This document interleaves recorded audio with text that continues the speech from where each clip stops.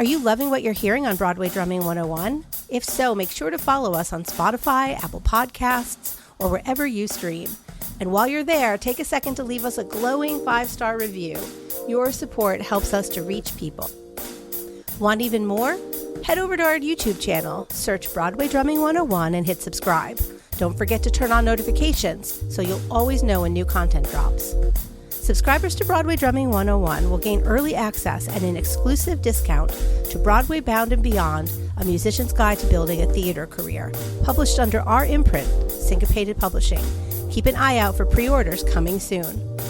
When you subscribe to Broadway Drumming 101 for just $10 a month or $100 a year, you'll unlock exclusive posts and in-depth articles that dive into everything from Broadway drumming's history to the modern realities of pit life. It's content you won't find anywhere else. Thank you for listening to the Broadway Drumming 101 podcast.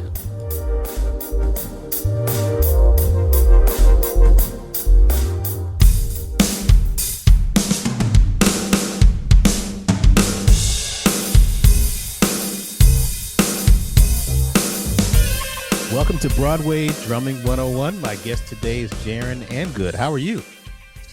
Good, Clayton. How's it going for you? Oh, man, life is good. I'm glad to see you out there in your home, and I guess you're in Dallas, Texas, right? We are in Dallas, Texas right now. Yeah, we'll be here for only 2 weeks. Maybe it was a year ago. I was sitting at a club watching Mike Aarons play with this guy named Moses Petru, and I was sitting there with my girlfriend, and this guy was sitting next to me. I was like, man, who's this guy sitting next to me? He's really into the band, and he's bobbing his head, and I don't even know how it started talking, but how it happened. But all of a sudden, we just started chatting. And then we realized who each other were. And he's, oh, my God, you Clayton Craddock. And I can't remember that conversation. What do you remember the conversation that we had? I just remember that guy that you met who's sitting right next to you, a little bit of a stalker. Yeah, so I think it was a band break. I think they just finished their first set or whatever. And I just remember taking that opportunity to, okay, this is my shot to introduce myself to Clayton. Because I don't know if I told you this, but I had been listening to your podcast, the Broadway Drumming 101, for about a year at this point, and just like fully immersing myself in everything. And so to me, you were like a celebrity and still are. And so I was a little bit starstruck realizing that I was sitting next to Clayton Craddock and watching Sam Merrick and Michael Aarons play on stage. I was a little bit surrounded. I was like, where am I right now? I was texting my wife at the same time. I think Clayton's right next to me. She said, are you going to say hi? I'm like, I think I'm going to. So I think I came up to you and Sam and Aaron's all at the same break. I was like, hey guys, I don't mean to be rude, but I'm a big fan of all of you. This is kind of like really weird. I don't even know how to introduce myself, but my name is Jaren and I listen to your podcast. And you were like, oh, hey, you were super friendly. And, you know, that tracks. So that's how that happened. Oh, man. That was a great night, man. And I do remember the conversation of us three, all four of us talking together, and very cool to meet you. And I have a picture of us together I'm going to share on your episode. Very cool picture. I'm glad we connected. And to me, I think that's the best way to go about connecting with people is in person and just hanging out and getting to know somebody, because you get to see the vibe of the person and you get their energy and you get to know what they're really like, as opposed to somebody sending a DM or an email. Just meeting people in person is the way to go, in my opinion, I think. Oh, I absolutely agree. Yeah, for sure. So let's just talk about you and where, you know, your background. Was it something that happened in your life where you were like, you know what, I want to play drums for a living? Or was that kind of a thing that happened later in your life?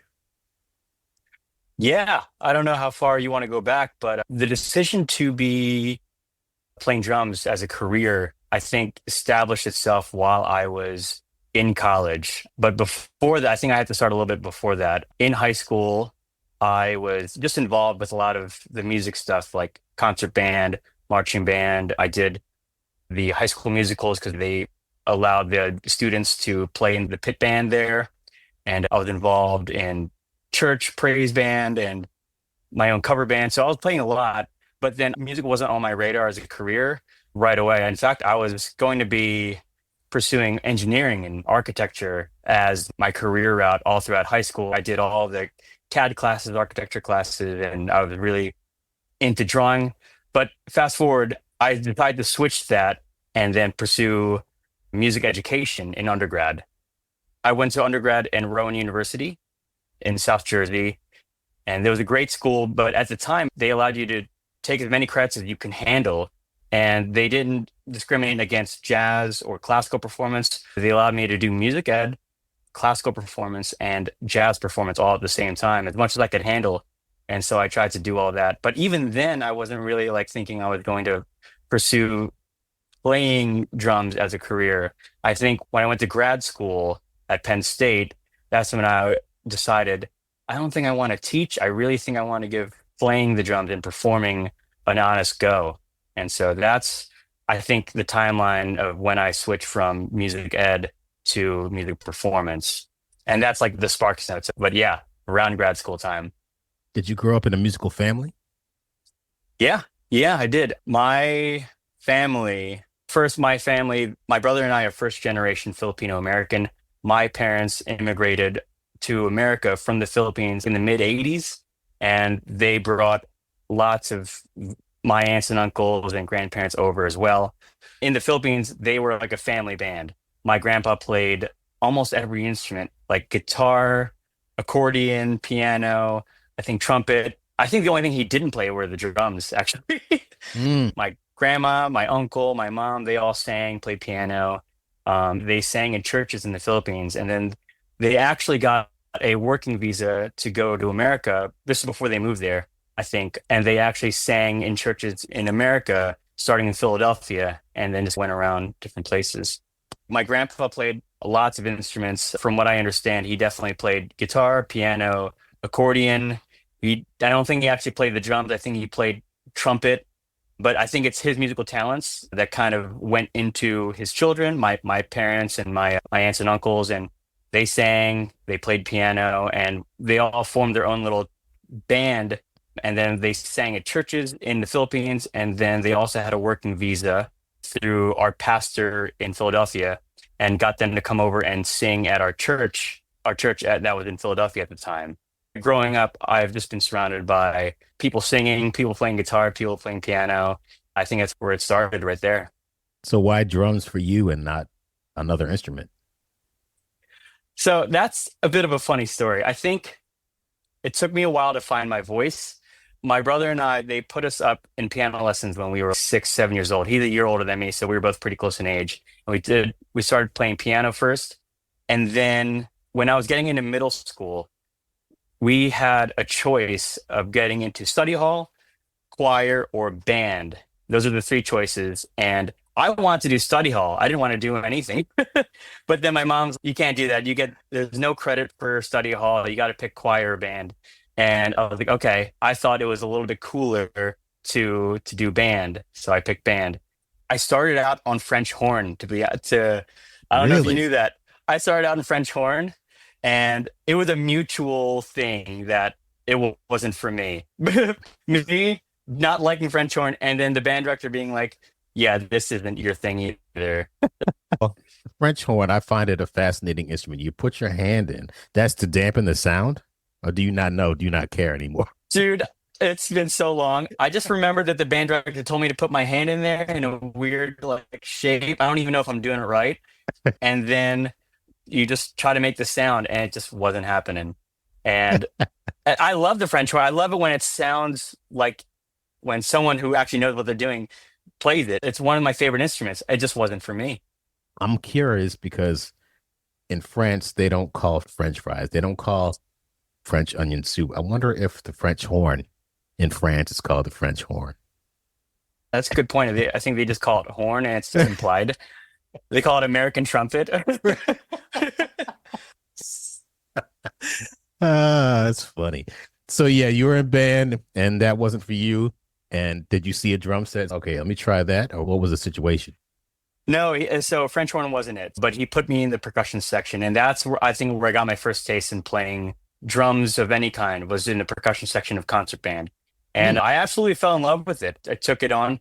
Drum set wasn't a thing yet, though. In fact, I remember auditioning for the middle school jazz band for drum set, being in way over my head, and it was just bad. I didn't even know how to swing Wow. I don't know if I could swing now.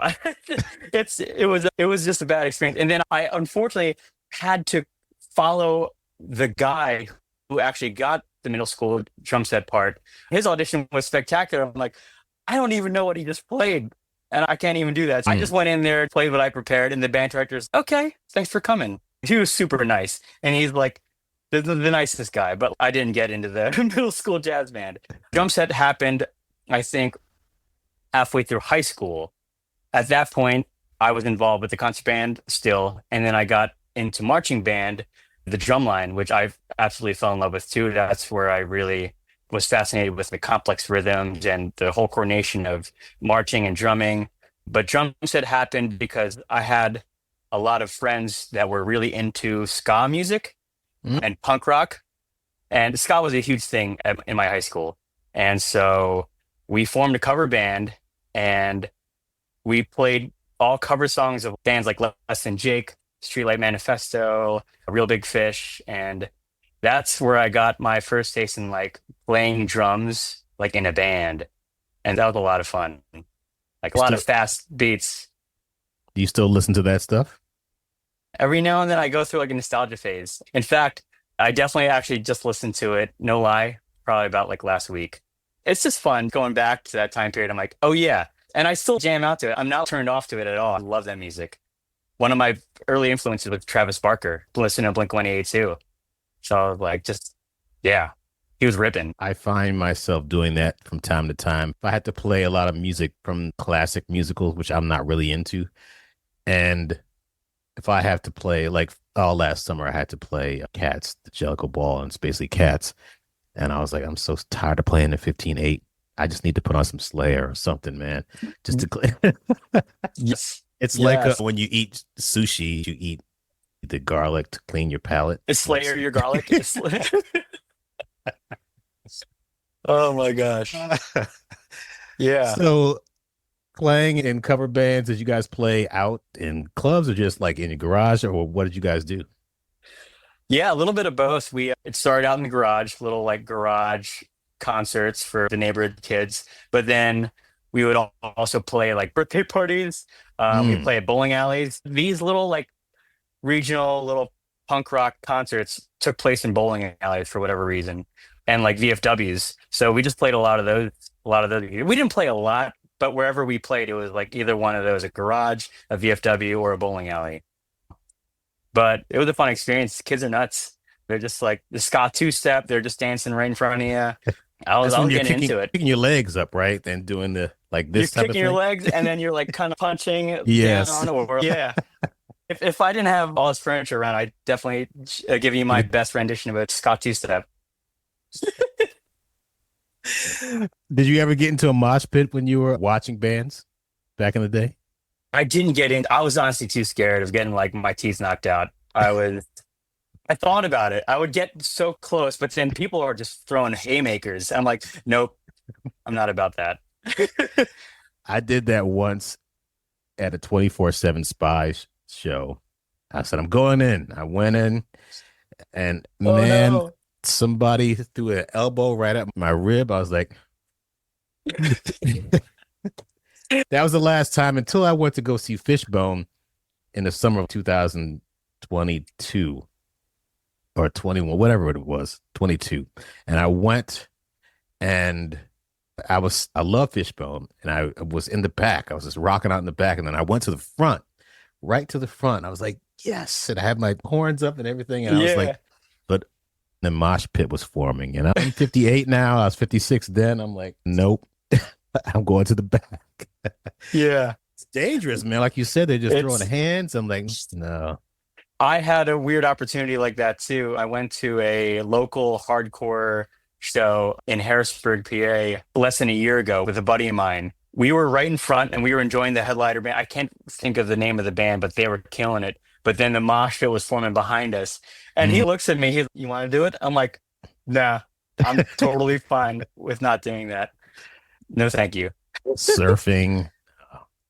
Yes. Now we're both playing show tunes, and full circle moment right there. Going from Slayer to a Music Man. But I tell you, these musical experiences make who we are and get us to where we are. So you decide to go to college instead of being part of a ska band. Yeah. Ska days And were done freshman year there. so you want to be an architect? Is that what you said? Well, It was architect or engineering. okay. I was really into that. My parents fostered that and nurtured that. And I was on the track to doing that. What changed my mind was I remember vividly, there was an actual memory. I was sitting in my SAT prep course in high school, and we were going through lots of formulas on the blackboard. They were just crunching numbers. So I was sitting in my SAT prep course, listening to the teacher ramble on about formulas and things of that nature. And I remember saying to myself, like, I don't want to do this as a career. Not that I knew what engineers did. I think at the time I thought engineers just sat in desks and just wrote formulas out all day long. But whatever I thought it was, I was like, I don't want to do this, but I'm pretty good at music. Let me try that. And then, but it was crazy because it was way past the audition timeline for most colleges. Most colleges already picked their students for the upcoming year.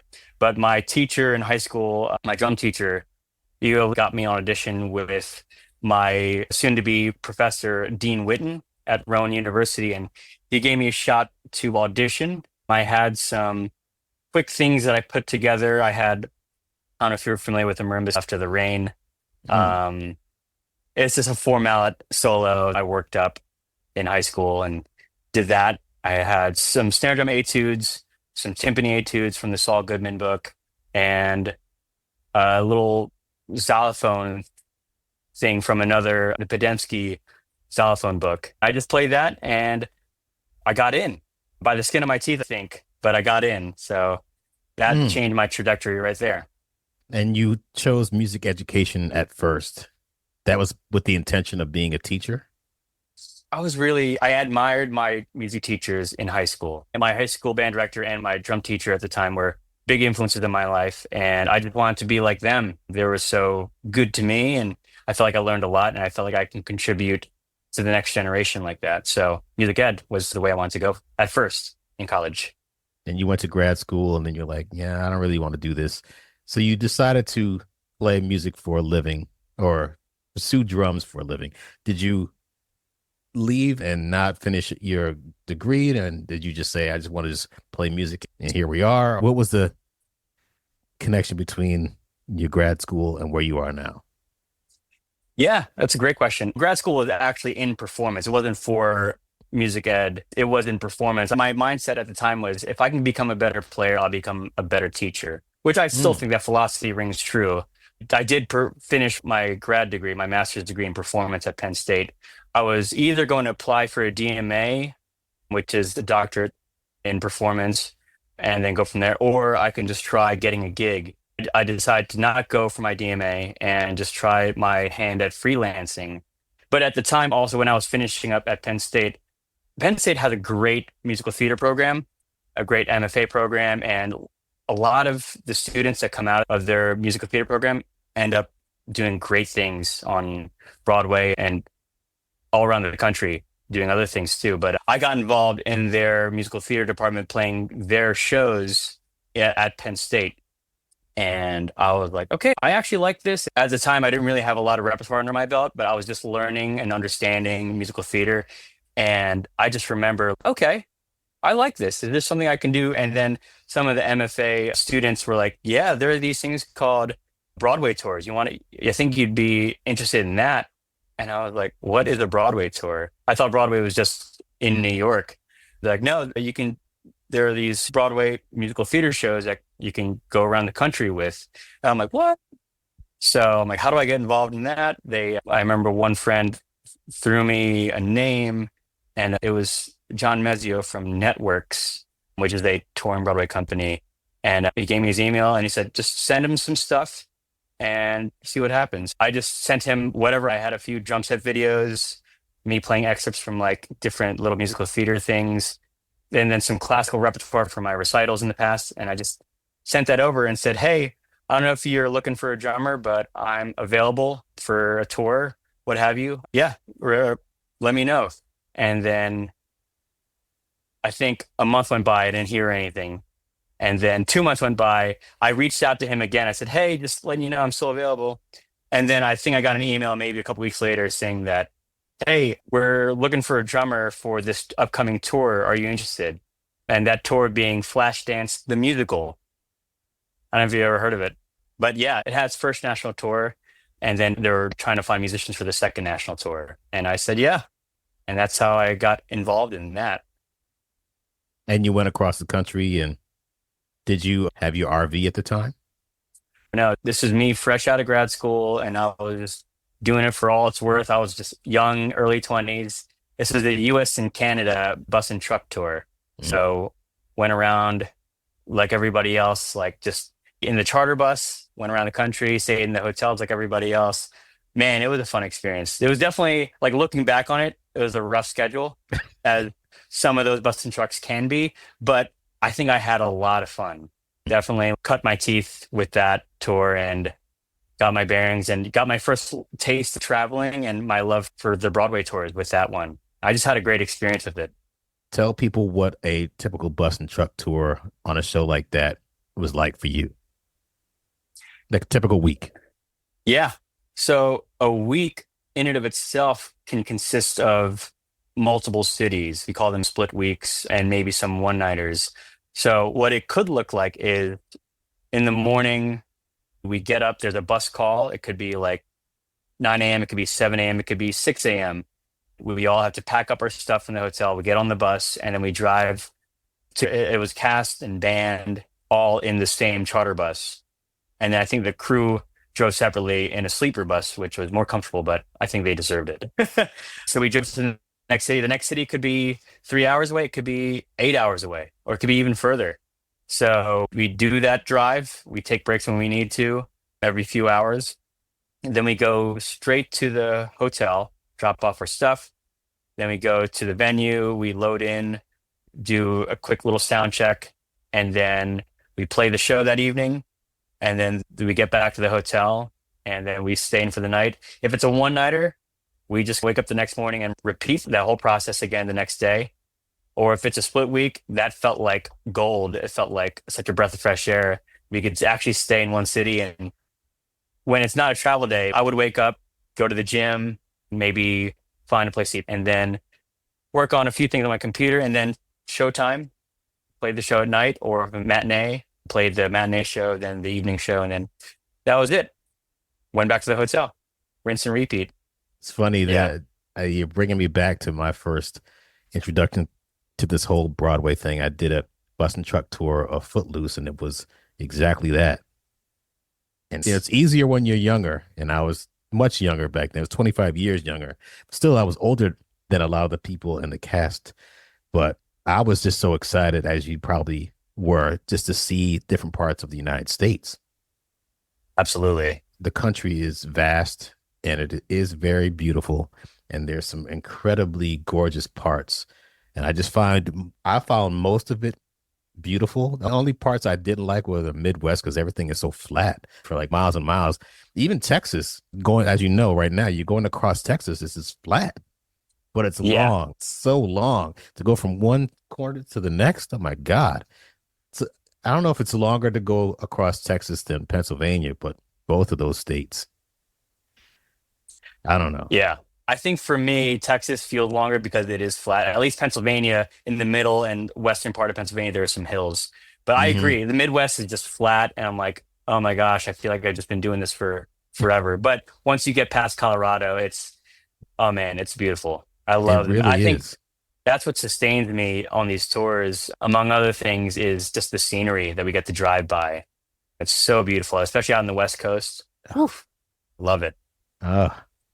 That's why. Anyway, I'm moving because I need mountains. I need the sun. I need the open sky. And the West Coast has, not that I want to live on the West Coast, but Vegas has everything I want except for the ocean. But I could just take a flight to San Diego and see the ocean, or just ride. Yeah.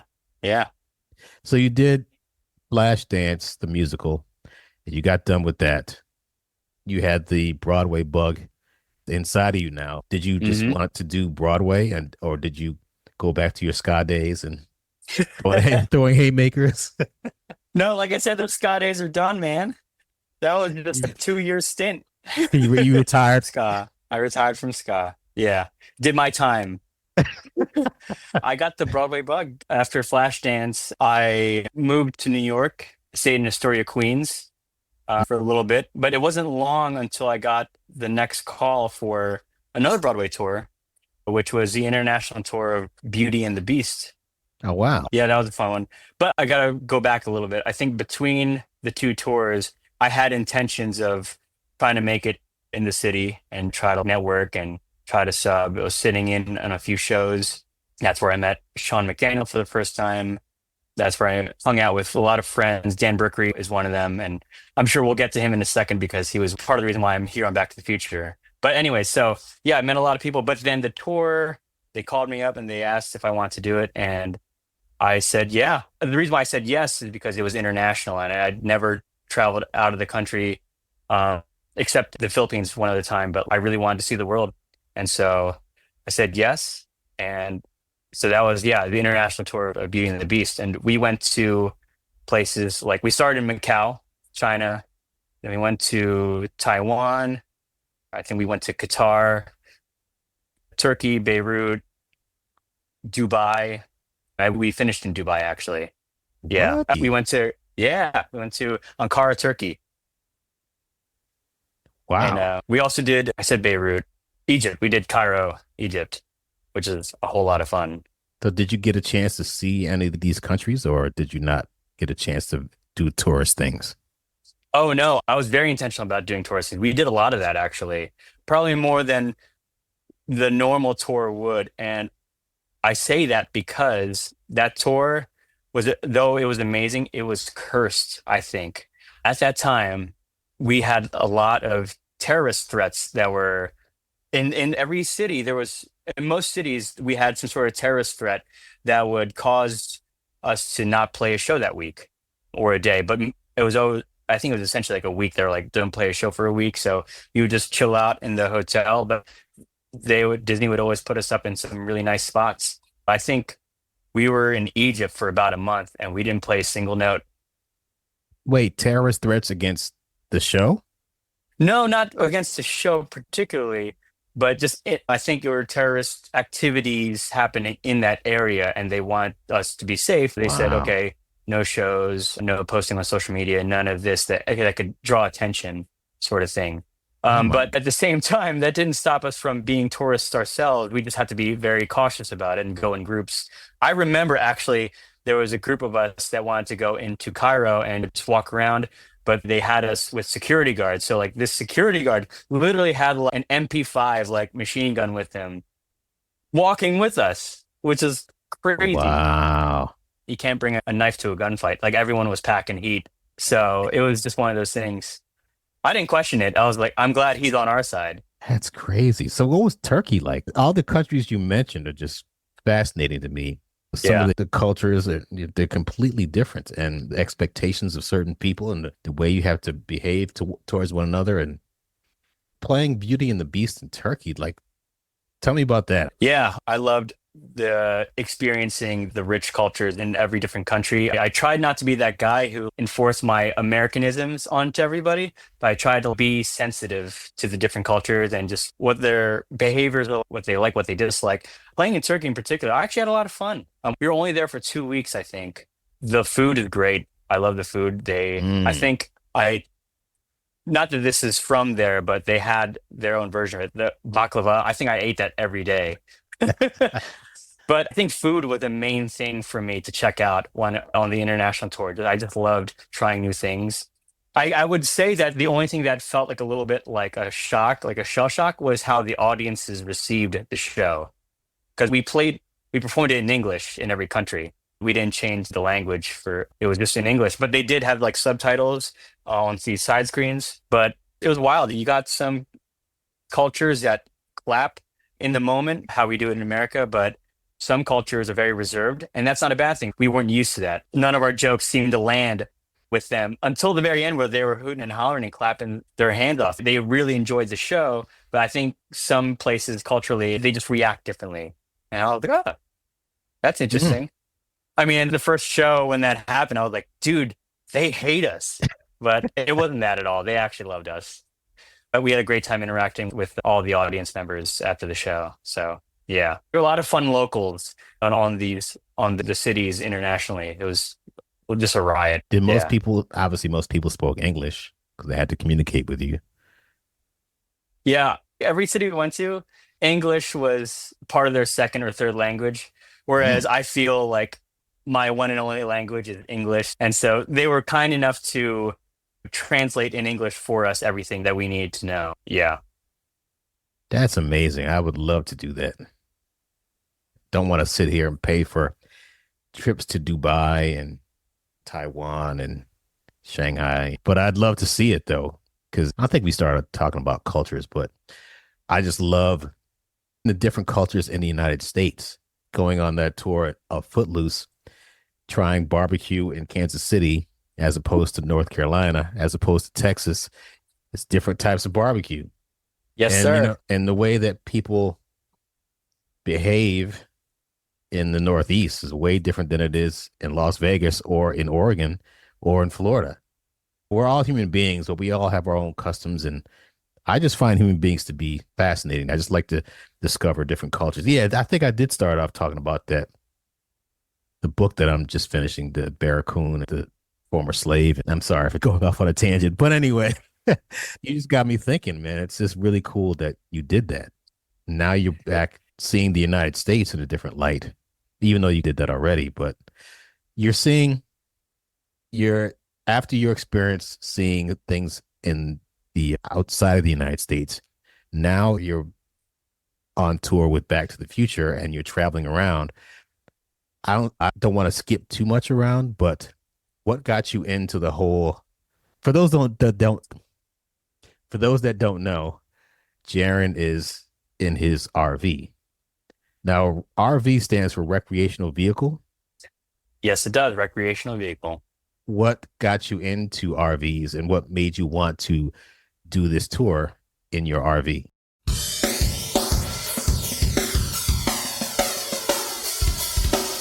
I have to say that RV life wasn't our first choice, like at the very beginning of all this happening. Not Back to the Future, but Broadway touring in general. After Beauty and the Beast, I took a hiatus from touring for like a number of years. And then in that hiatus, I met my now wife. We were dating and then we're married. And then we were just living life in Lancaster, Pennsylvania. I was gigging out there, doing lots of different things there. And I can talk more about that. But to answer your question more directly, Wait, gigging in Lancaster, Pennsylvania, in Amish yes, country? that's a thing. That's a thing, dude. It's actually a really thriving artist music community. They've got lots of things happening there. And I was shocked myself, dude. Yeah, I had a regional theater gig playing lots of review shows. And then I was part of a wedding band for a number of years, did lots of recording sessions with some local artists. And yeah, I honestly, it was a good time. I was a growing season in my life as a musician and as a person being in Lancaster. Yeah, don't undercut Lancaster. There's things to do there. And Amish. Okay, I feel like I'm the only person that could say that I got stuck in traffic behind a horse and buggy because it's a real thing. They do have turn signals, don't they? Some of them have Yes. some electric enhancements to their buggies, Yes. but some of them don't. I found that culture fascinating. For years, I would take my kids to this place called Rocky Acre Farm. It's out there in Lancaster, Pennsylvania. And we'd go into the Amish country and we'd have dinner with an Amish family. And it was just great because it's so different. And they have their own sets of rules and they live different. And you mean you don't need a cell phone all the time? It's fascinating how their community works with each other. They set up their own houses. They have their own schools. It's like the Hasidic Jews do in New York City, and they have their own thing. Again, going back to the whole fascination with different cultures and different people, I think it's great. So anyway, I have a fascination for those kind of cultures. So you were in Lancaster, Pennsylvania, doing your thing, growing as a musician. Yeah. And I think something happened where we were having a discussion and we just casually tossed around the idea, oh, what if we go on a Broadway tour together? Because she'd never been on a Broadway tour. I was touring before I'd met her. And we started actually considering it. Oh, what if? Where we were both sort of getting checked out of Lancaster at this point, where we want something different. And I was like, I'm only getting older, and I feel like I cut my Broadway trajectory off too early, and I never gave it an honest go. So I'm like, I feel like if we don't do this now, I don't think I'll ever. I think I might live with some sort of regret, maybe, but you never know unless you try. So we both were like, she was very supportive of it, like very supportive. The idea that started it all. So then we started thinking about, okay, going straight to New York, maybe touring. And I think we started to lean towards touring after a lot more kind of like just logistical like talks. And then I remember having a gig in Atlantic City. The regional theater that I worked at happened to do a run of Grease for a couple of weeks in Atlantic City at the Hard Rock Casino and Hotel. And I'm like, great, this is like a cool little taste of tour for the both of us. So we stayed in that hotel and we did the run there. And I think we both really didn't like the experience of staying in a hotel. There's a lot more to consider. Like at the time I was single, but now I have my spouse, and we also have a cat. So we had to consider the family, and hotel life we weren't feeling it. And so we're okay, what's another way we can do tour, but not have to live in the hotel? So then that's when the RV idea germinated. And it started off small. We're like, okay, maybe a little travel trailer that we can pull with our Acura. We had an Acura SUV at the time. And we're like, oh, we'll make this really cheap. It's just something that we could stay at. But then once the dream got bigger, the size of the RV, and then the RV got bigger, then we need something that could pull it. So fast forward, we have a 33-foot fifth wheel RV. It's called a Reflection by Grand Design. You can look that up. And it's pulled by a Chevy Silverado 2500 diesel. And that's how we travel around the country for the Back to the Future tour. So how did you land this Back to the Future gig? That one, it wasn't a formal audition. Not that I don't think anything is that formal these days, but it was through word of mouth. I guess you could sum it up is I remember, here's what happened. I was hanging out at Hershey Park, because Hershey Park's close to Lancaster, maybe 40 minutes away. I was hanging out at Hershey Park with my buddy Frank, who's the drummer for the Kimberly Akimbo tour now. He just happened to be in that area. And so we were there. And I remember getting a text from Dan Berkery. Dan and I go way back. He lived in Philly. I was in New Jersey, and we did college parallel to each other. He was at University of the Arts. I was at Rowan, and we did this intercollegiate percussion ensemble thing back in college. We sort of lost track, but then we got back on track while I was on Flashdance. But anyways, we've kept it pretty close since. Anyways, he texted me. He said, hey, what's your email? I'm going to recommend you for something. And I was like, oh, yeah, sure. I gave my email. I'm like, what's the recommendation for it? And he said, Back to the Future. And I'm like, sick. Yeah, I'm interested. And then that was that. He said, cool. Not even 15 minutes later, I get a text from Matt Dobler, who is the conductor for this tour now, who was the conductor for the Jagged Little Pill tour. And his resume speaks for itself. But I get a text from him, and he's, hey, you came highly recommended. We want to offer you the Back to the Future tour. Are you interested? And I just remember I had to I read that text message while I was driving. I know that's not good. I almost swerved off the road reading this thing. So I had to pull over and reread it, make sure that it was legit. And it was. And so that's how I got the offer. I just remember calling my wife a few minutes later, sitting down, thinking about it, praying. And I texted him back. I'm like, absolutely. I would love to be on this tour. And then it just really snowballed from there. I think the day later, I hop on the phone with Matt, and he gives me all the details about the tour, what he wanted me to do, rehearsals, all the dates, all the important stuff. And then that same day, I get on the phone with Ted Arthur, who is the conductor for Broadway and our associate music supervisor here on this tour. And then he's, hey, congratulations, you're offered the tour, but we want to hear you play. Do you want to sub on the show on Broadway and learn the book? I don't know if anyone knew, but this would have been my Broadway and subbing debut. And I was freaking out on the inside, absolutely freaking out. But then on the outside, I was like, yeah, sure, let's do it. I was trying to be calm as a cucumber and cool about it. But on the inside, I was totally freaking out. So you learned the book and you subbed? Yeah, I always have a bit of imposter syndrome. I don't think I could ever actually call myself a sub because I didn't do it like most normal people do. But for all intents and purposes, yeah, they gave me the book. that day. So I didn't have it any earlier. And they wanted me to sub about 4 weeks later because it had to be before rehearsal started, which was about 6 weeks. He put me in contact with Rodney Howard, the drummer for Back to the Future, the nicest dude ever, super nice, and just a monster player. Ted got me in touch with him, and we narrowed down a few dates. We were all within the same week, and then we had nailed down some dates for me to go watch him. So I got the book right away. I printed out the book. I started listening, and they gave me a conductor cam and avium mix. So I started just listening and transcribing like day one as soon as possible. And I told my wife, I'm like, you're not going to see me for the next month. I'm so sorry. But I just transcribed it. Did a ton of listening on the front end. And then I think after a few days, I started sitting behind the kit. I made my kit exactly the way that Rodney had it. I only had pictures though, so I was like looking at Rodney's Instagram. I'm like, okay, he has a snare drum like here, there, and just trying to put it together that way. I saw his conductor cam was here in this corner, so I just tried to imitate everything exactly. So I had the lay of the land, and I think I was shedding for a week, and then I went up to New York and watched him play. Got a lot of information. Went back, shedded for another week. I repeated that process. After the third time of watching him, I felt pretty good, felt pretty confident. And then on the fourth week, that's when I went in and played my first Broadway show, had my subbing debut. It was scary. I had prepared the book as much as I could. I was doing run throughs multiple times a day leading up to this thing. So I was ready to just get it out of my hands and play it. But nerves are nerves, and they kicked in right at the top of the show. Yeah. And why do you say you feel that you have imposter syndrome? Because what you just described is exactly what you're supposed to do. Yeah, I appreciate that. I just didn't. I said imposter syndrome in the sense that I'm not out there.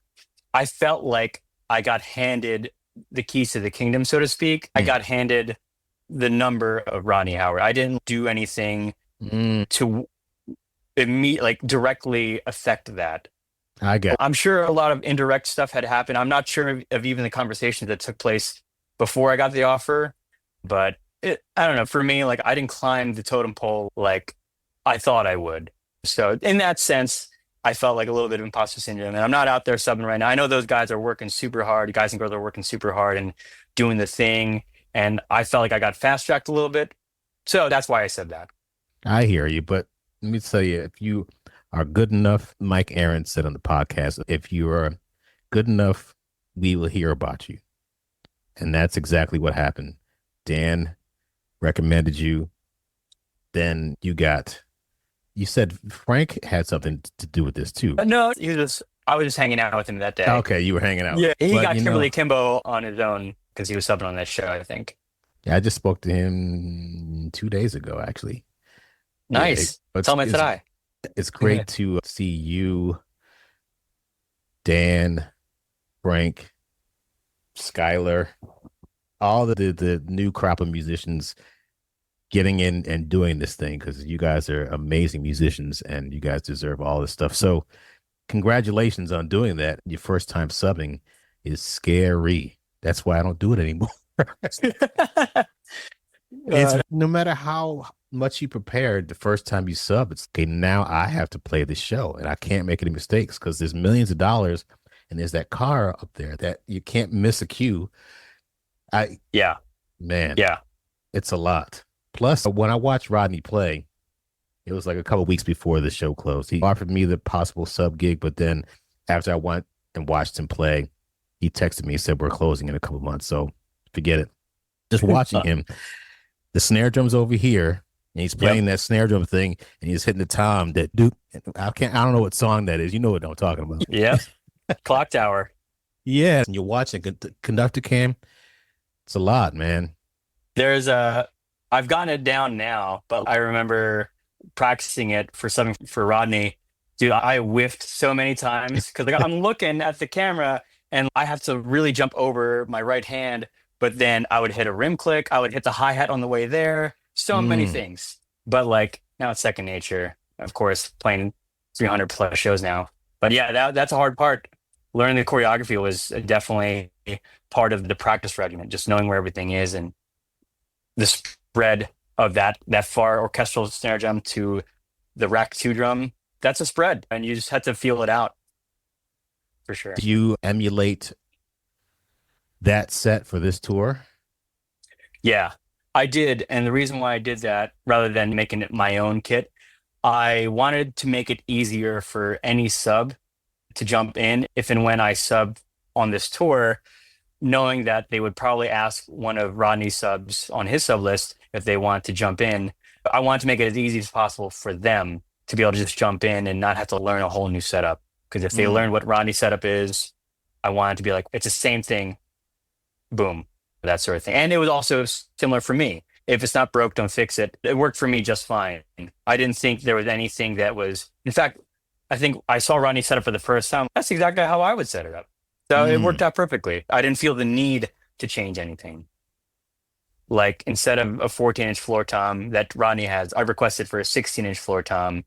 Rodney tunes his drums and they sound amazing, but I don't know how he gets that 14 to sound as low as it does, but he gets it. I'd rather just get a 16 and just make it a little bit easier on the tuning aspect. 22-inch kick instead of a 20. And then my orchestral snare drum is, I think he has a 5-inch depth. I requested a 6.5 because I just wanted something with a little bit more like a deeper sound. That's the deeper shell can give you, but without changing it too much. Like I didn't want to get a field drum, but I wanted to get something with a little bit warmer and darker sound. So I got the 6.5. But other than that, it's almost identical. So how long have you been on this tour? Rehearsal started in May of 2024. We went out to our first city for tech in June that year. So like a month later, June 6th, I believe, we were in Schenectady, New York. That's when we started. And yeah, it's been about 9-10 months or so. We've been out for a little while now. Is there an end date for it, or is it indefinite? Indefinite. According to Playbill, we just got a fresh batch of dates for year 2, spanning all the way into spring of 2026, which is amazing. And we'll see if it goes on to a 3rd year. I hope it does. I love this show. I'm blessed to be a part of it, and we love traveling. All right, Indefinite so far. Before we got on the recording, I asked you about RV life and being on tour. So you are, instead of traveling on the bus or on a plane, you are traveling with your family on your RV from theater to theater. When you travel from Schenectady to Harrison, Pennsylvania, you travel, and where do you park your vehicle? You can't park it behind the theater. You have to find a place to park it. What do you guys do, and how does it work? Yeah, that's a great question. RV life is definitely different, yet a lot of other things to consider. We're not staying in the hotel, and we're not flying anywhere. So do they give you your hotel allowance? Yeah, that's another thing. So we take the company hotel and travel buyout, thereby giving us the full per diem, and then we can track mileage instead of getting the plane ticket. And so they reimburse us for the mileage that we've driven, capped at the price of the plane ticket, of course. Okay. Yeah. Wow. Yeah. But in most situations, we actually net profit with the buyout because the cost of living for an RV is usually less than a hotel room. Hotel rooms can range between like 130 to 180, 200. An average RV campground can range between 50 to 100. Wow. And like peak holidays can be more. It could be like 120. But yeah, usually like way less in a hotel room. So yeah, we take the buyout and it's nice. Feels good. Anyways, talking about the travel and the RV aspect. So we stay at an RV campground or RV park, and they're usually nowhere close to the venue. Usually, the larger the city, the more populous the city, the further out the campground is. They usually try to keep RVers, RV campgrounds, they don't like being in densely populated areas, usually like parks or wooded areas where there's just more greenery and space. So, for example, Chicago is a large city. The campground, unfortunately, was about 45 minutes away, and with traffic, it was closer to an hour commute. So that was rough. A smaller city like Little Rock, Arkansas, our campground was only 6 minutes away from the venue. So that was very convenient. Yeah. So we have to figure this stuff out ahead of time because campgrounds book out way early, like anywhere between 4 months to a year in advance sometimes. Because people, the whole RV community, they know what they like and they know where they want to set up shop and park at that specific time and season. So they'll book it out. If they like it, they know it. And we're figuring that out as we go. My wife and I are, every city, we try to sit down at least one day and plan out like the next few months in advance and book our campground, figure out the route, figure out how long of a travel day or travel days that we have, and just try to map it out as soon as possible. So that way we're not caught off guard. We're basically our own company managers, so to speak, trying to figure all this stuff out. Because usually company managers figure that out for the cast and they book their flights, they book their hotels, and they just had to follow. And we have to do our own planning with that, which it was hard up front, but now we've gotten used to the swing of things and we're getting better at it every day. RV campground, we park the RV at the campground, detach it, unhitch it, and then our truck becomes our commuter vehicle. So we use the truck to commute to the venue and back. Now, there's some things we like to do to save money, because it's all about why are we doing this? And part of it's because we want to save a lot of money. Not just we like the RV lifestyle, but we could save some money. So diesel costs a lot of money. I think it can cost upwards of $100 to fill up the tank for a tank of diesel. So for a longer sit down, like in LA, instead of driving the truck to and from for a whole month, we actually decided to rent a small economy car. And that saved the price of that rental, and filling up that gas was less than the price of filling up the truck for a month. And we also didn't use the engine of the truck, so we're saving miles on the truck. So you try to gamify these things and find what works best from time to time. And most of the places that you play have parking, except for places like Chicago and bigger cities. Yeah, we've been lucky that the company will find some sort of, if the venue doesn't have parking itself, our company management has been really good about finding close enough parking for a monthly rate or a deal for us. So that's been very helpful. Now, traveling longer distances, you break down your set after the show on Sunday, and you have to be set up on Tuesday. Are you doing most of the driving? My cat's doing the driving, actually. I'm just sitting back. I hold her up and she's holding the wheel. At first, I was the sole driver because she didn't have any experience driving the RV yet, and we didn't have enough time to teach her. So the first couple months of the tour, I was doing all those drives by myself. We did a drive from Cleveland to Charlotte. That was like 9 hours. And so I'm just like white knuckling it. And she's such a good sport. She's like, you can do it. And then Charlotte to DC, those were some long drives.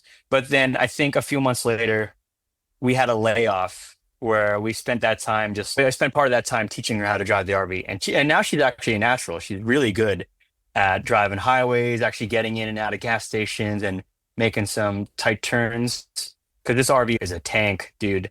Like, my advice, if you want to get into the RV life, and you don't get a license for this thing. Like, as soon as if you can drive a car, apparently you can drive an RV. That's not the case.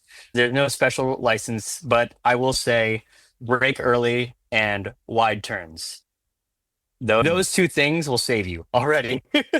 To answer your question, she's now able to drive with me, so we'll split it 50-50. As far as getting into the campgrounds and backing in, we'll switch, and I'll do that because that's something she still needs to work on, and I need to teach her about that. But she's doing a phenomenal job being a co-pilot and everything. Correct me if I'm wrong, but I did see a post where you had a flat tire. Yes, that happened very recently. And dude, it's life. It's life. Tire blowouts happen. It's crazy because we didn't even feel it. We were driving from San Fran to Little Rock, and we had already done from San Francisco to Little Rock, Arkansas. Oh my God.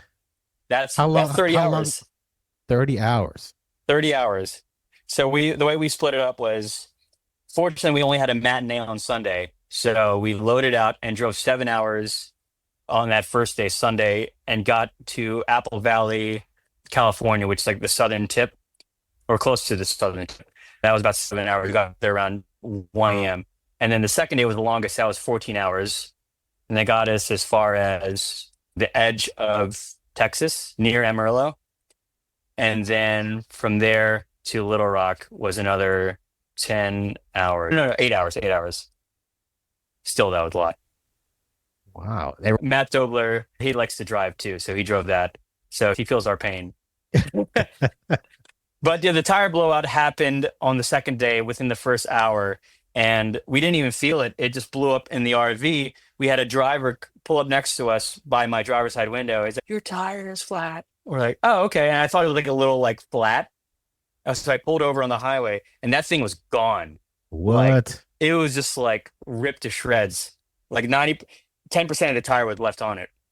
So I learned how to change a blown out tire on an RV for the first time on the side of a highway where trucks are going 80 miles an hour. Oh my God, that's crazy.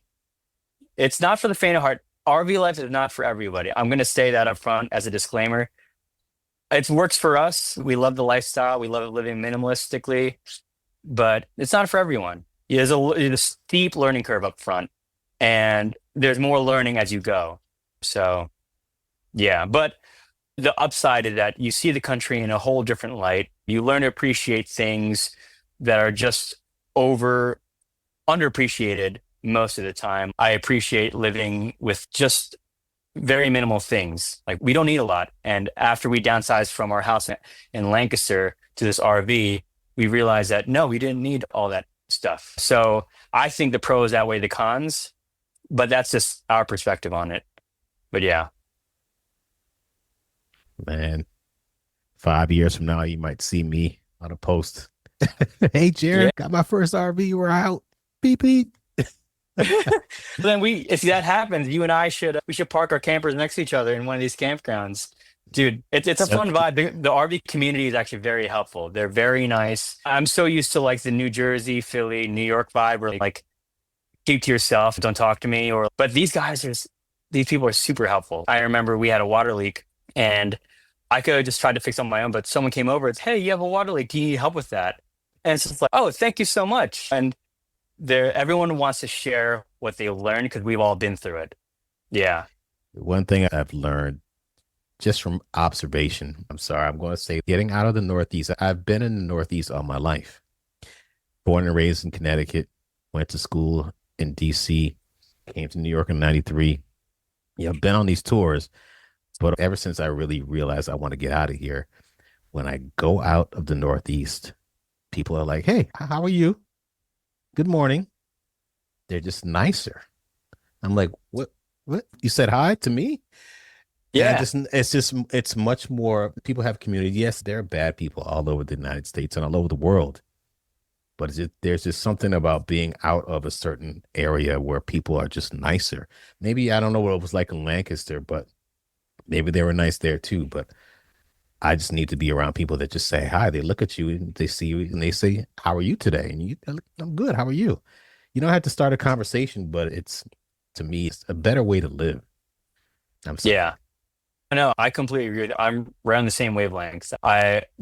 We find it very refreshing when a complete stranger can just be like, "Hey, how's it going? How's your day?" and wish you a good day as soon as the conversation or the interaction is over. I feel like I don't get that. I didn't get that when I was like in New Jersey, New York, Philly area. It was just, you keep yourself, and I get it. I think they've built up a bit of a thick skin in those areas because you have to, but it's nice to be in a space where people are just like warmer. But let me ask you somewhat related questions. You're doing this RV tour. You're on doing the first national tour of a Broadway show. Now, I've seen some images and videos of you at the gym, and you're in very good shape. How do you do that when you're driving all the time? And do you have a membership to like a Planet Fitness where they're all over the United States, or do you do it at the hotel? What do you do in order to maintain your physical health? That's a great question. For me, it's definitely a priority to make sure that I'm constantly focusing on my physical health, my fitness. How I go about that is several ways. Sometimes a company in every city always provides some sort of fitness option, like a health club or a YMCA, or at the very least, the hotel provides a little fitness area, whether that's free or maybe like some sort of discount deal. So the company does a good job of providing that with every city. Now we used to travel around with the Planet Fitness membership, but then we realized that was just like an empty subscription when we realized that the Planet Fitnesses aren't a thing in every city. So like we got rid of that. And now I try my best to, before we get to a city, map it out and see what's around, where's our campground, where's the venue. Okay, then I'll look up like gym and I'll see what's around, and I'll just like Google search, check out the reviews, check out the pictures and see what I like. And then I'll reach out to them ahead of time. If it's like, hey, I'll be in town for a week. Do you guys have a week pass? Or, hey, I'm going to drop in for a couple of weeks. Just trying to figure out the lay of the land. So for me, that's one of like my top priorities, is finding that my philosophy. I think being on the road, it's really hard to have your fitness be a priority organically. You have to be very intentional when you're on the road, is what I'm saying. If you're not intentional, it's really easy to just be a couch potato in the RV, in the hotel or wherever, and just go play the show. My philosophy is that if the most physically demanding thing of your day is just your job, like drumming, then I think in the long run, talking about years, you're cutting your career short, because eventually age catches up to you and you won't be able to meet the physical requirements of your job anymore. And so my goal is to do physical things that are harder than the show to make the show feel easier. So I'm strength training multiple times a week. I'm going heavy because there'll come a day when I can't schlep my own hardware bag, but I want that to be later in life than earlier in life. And I guess I'm just a little bit of a gym rat. I'm not gonna say that I'm not, but I'm very goal oriented. So I try to set myself with lofty goals, so that way it motivates me to get into the gym. For example, I think at the time of us recording, I have a half marathon that I'm competing in 2 days from now. So I've been training for the half for the past few months, and so that's been great. And I'll do CrossFit sort of things every now and then. So these little goals a few months out are things that help me stay motivated to work out. So a typical day at the gym for a week, I hear people talk about push exercises, then pull exercises, then legs, and doing cardio too. But do you do like shoulders, bis, and tris, and back and legs? What do you do as far as strength training? Yeah, no, the push pull is definitely a thing. And then the specific isolated muscle groups, those are what I consider accessory movements that I'll add towards the end. So like on a push day, I'll do like bench press as like my main lift. And then towards the end of the workout, I'll add chest flies to really isolate the pecs. I'll do shoulder raises, like lateral raises, front raises, to just focus on the shoulders. And I don't really do tricep extensions because I feel like that's already incorporated in a lot of the other movements anyway. But so I focus on the larger movement as a whole, the whole muscle group. And then at the end of the workout, when all that's done, then I'll focus on the more isolated muscle groups. So same thing with pull, I'll do like a whole back, like a bent over row. And then at the end of the workout, I might do some bicep curls and then call it a day. Yeah. But it's also training specific. Like since I've been working for a half marathon, I've been doing a lot more lower body than upper body. I've been doing a lot more cardio, zone 2 training, all that jargon. But I've been putting the upper body stuff a little bit on the back burner, but not disregarding it, just back burner. So it's all training specific, really. I gotcha. And also like I also am mindful of, I have a show to play. So like I won't go super hard on the shoulders, because I've definitely gone a little too hard where like I can't raise my arms to play the wind chimes. I'm like, oh gosh, this is awful. Yeah. That's true. That's so funny. Yeah. I started working out again because I just did getting up and not being able to move like I want to, and I got to stretch. But I've been doing, I hated doing legs. I mean, a lot of people that work out, they're like, oh, leg day. I hate leg day. But I'm finding myself actually like doing these exercises. First of all, it's a bigger muscle group. My legs are really skinny. And why not builds up my legs because you have to stand on your legs, the foundation of your whole body. Absolutely. I probably need to go harder because the days when you do your legs, you're sore and it's a terrible feeling. I don't like feeling that sore on my legs. It's different when you're doing your arms and I'm feeling sore. It's a good feeling for me because I know you're rebuilding your muscle, but your legs, you can't really do anything. You have to walk. You have to walk, and yeah, leg day, you go hard, and next thing you know, you're doing like the stanky leg down the stairs. It's bad, but it feels good at the same time. It's a weird feeling. You're like, yes, I worked it, but also this sucks. Yeah. Yeah, a lot of moments like that for sure. But good for you, man. That's awesome. Leg days are not everyone's favorite, but I'm glad that you're liking it. Yeah. I listen to Slayer when I work out. Absolutely. You gotta listen to something hard. You can't listen to like Music Man. I don't know why I'm picking on Music Man. I'm so sorry. I love the show. Watch your next tour be Music Man. I will be so grateful, but also it's like ironic at the same time. We're all over the place, but I like these conversations because it's not all about drumming necessarily, because there's so much more to life than drumming. What's something about your career or your approach to drumming that people wouldn't know by just reading your bio? Yeah, that's a good one. If I had a bio, I feel like something they may not know about my career is that they don't see all the work that you put into getting to the gig. I think my bio would obviously be catered towards my career in a sense, like show that I did all these theater gigs, these tours and whatnot, but there's so much more to it than that in terms of establishing your skill set as a drummer. I feel like unless you asked me personally, you probably wouldn't know about all the commercial corporate wedding band gigs that you do every weekend. They wouldn't know about the coffee shop gigs. They wouldn't know about all the times you sat in on a jam session. They wouldn't know about a bunch of those little things that don't quite make the radar, but they're all important. And I'm glad that I said yes to every single one of them. And it's my advice for the next generation. Just say yes to the gigs that get you out of your comfort zone. Say yes to the gigs that you don't think might pan out. They can lead to the wildest networking opportunities, and someone can see you and really like your stuff. It's happened to me in the weirdest places, but I'm really grateful and thankful for saying yes to all of them. All that happened actually in the growing season of my life. So according to my bio, you probably won't see a lot about Lancaster, but there's a lot that I did in that season of my life that made me into the musician that I am today. I think that would be my answer to that question.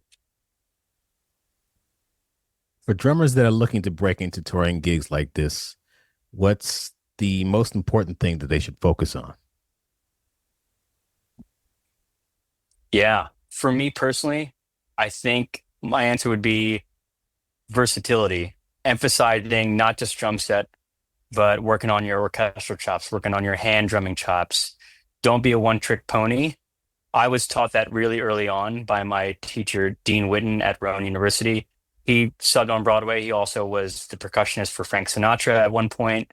He did San Antonio Symphony in his early years. He was all over the map. Seeing him thrive as a percussion professor and also gigging musician, I think I would agree with that mindset. Just say yes to all the gigs, get out of your comfort zone, but not to the point where you're probably going to crash and burn. Like really challenge yourself, but don't say yes to something you're going to crash and burn on.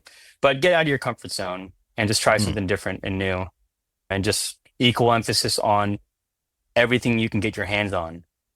Yeah, I think that's my answer in a nutshell. When Back to the Future closes, would a dream job of yours be playing for a reunion of the Specials or the Mighty Boss Tones? Absolutely. All of those. I would love to play for Blink-182 one of these days. I would also love to play a little bit of Metallica and Slayer. That's what's up.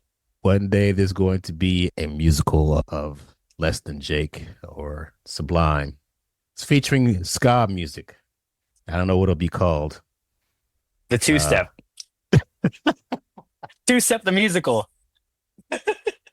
Instead of the 2 beat, it'll be a 2-step, and then there'll be, instead of in front of the stage, there'll be an area where for an extra fee, you can go there and be part of the mosh pit. Yes, Mosh Pit the musical, a ska adventure.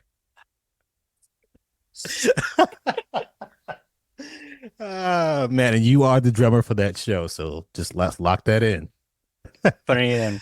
Oh man, Oh, we could man. talk for a long time. We've been talking for a while, and I just find your story to be fascinating, and it's just good to know more about you. And I'm glad we had a chance to chat. Yeah, dude, thank you so much for this opportunity. And I wanted to say this to you at some point. I'm going to say it right now.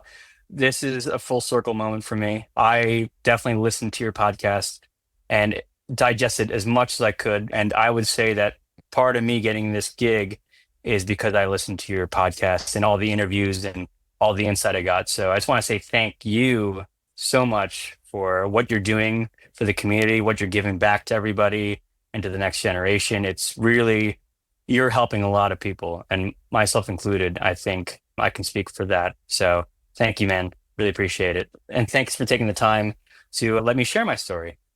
I appreciate that, man. That really means a lot, and I'm glad I can help, and I'm glad you're doing exactly what you want to be doing, and you're doing a great job at it. So more success to you, and congratulations on your family and your tour. I wish you the best. Thanks, Clayton. I really appreciate it, and wish you the best with everything. Keep me posted on what you're doing. I will. And maybe we'll pass each other on the highway in our RVs one day. Absolutely. Woo. On our way to the Mighty Mighty Boss Tones musical. So we'll see. Absolutely. We'll camp out. We'll camp out, and then we'll go right into the mosh pit. But we won't fight anybody, though, because we're not about that. No, Too old for exactly. that. We'll stand on the edge, just observe. Yeah. All right, man. I'll talk to you soon. All right, dude. Sounds good.